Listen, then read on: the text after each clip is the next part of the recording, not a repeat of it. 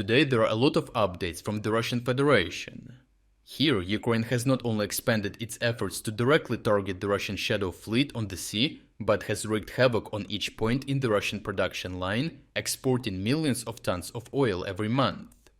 Burning ships, depots, oil wells, and striking refineries in the most technically critical parts, generating revenue for the Russian war economy has never become more difficult.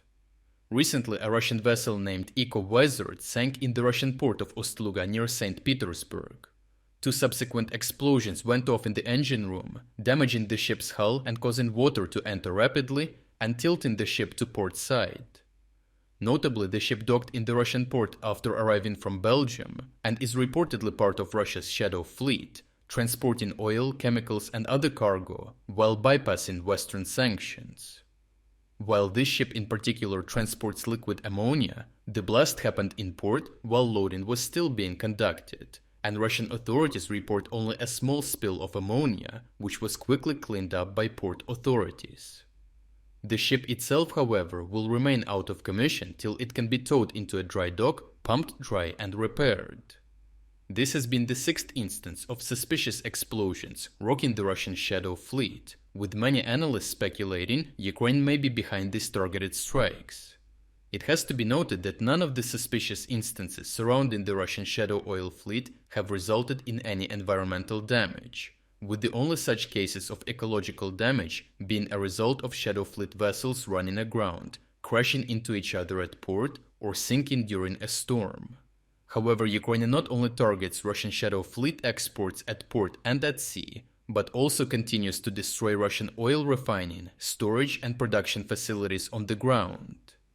Ukrainians recently targeted the 4th largest Russian oil refinery in Nizhny Novgorod, producing over 5% of Russia's total refined output. While official statements only note 1 hit on a bitumen tank, eyewitnesses claim a massive inferno engulfing the Lukoil refinery. Next, Ukrainians targeted the Russian Lukoil refinery in Saratov, striking the facility's technological workshops, housing the last stage in the refining process, where crude oil is processed and converted into refined petrochemical products. Notably, the Ukrainian drones crossed over 1,500 kilometers of Russian territory while en route to the Russian plant. This both underscores how extensive Ukraine's range abilities have become, as well as the depletion of Russian air defenses, unable to detect or intercept Ukrainian drones even during an estimated flight time of 10 hours. Russian oil depots were next, with Ukrainian drones targeting a Russian fuel depot on the outskirts of the city of Moscow. As black smoke rose above the Russian capital, firefighters struggled to put out the flames, with the fire not stopping till all the oil was burned out. However, the following strike on the Russian Engels oil depot burned for far longer. Ukrainian drones hit the Engels fuel depot for the 3rd time since 2025, igniting a fire that burned for 3 consecutive days.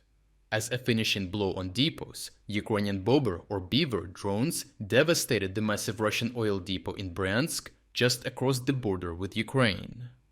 Lastly, Ukraine hit Russian oil production at its source, striking Russian oil wells near Grozny in Chechnya, causing a large fire to break out and emergency services to rush toward the scene. Overall, Ukraine's campaign targeting Russian oil revenue is disrupting Russian streams at every possible point in the production line. Often these facilities have a dual use, producing fuel and oil for exports through the Russian shadow fleet, as well as providing fuel and lubricants to Russian military aviation and ground forces, without which the Russian army cannot function.